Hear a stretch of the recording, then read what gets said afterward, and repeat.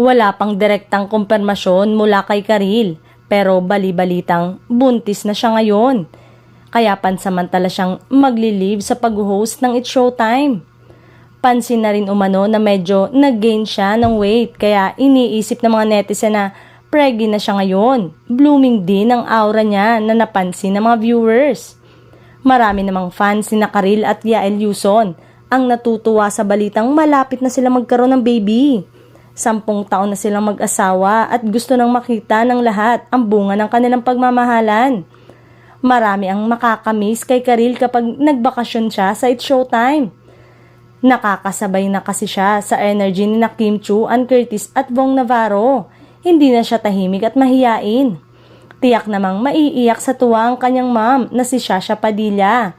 Sabik na rin kasi ang Divine Diva na magkaapo ito. Hininga naman ang reaksyon ng mga kasama nito sa noontime show, pero sabi nga nila ay wala sila sa posisyon para magbitaw ng kahit anong salita, pero kung ganun man daw ay masayang masaya sila para kay Karil dahil matagal na daw itong pangarap ng aktres.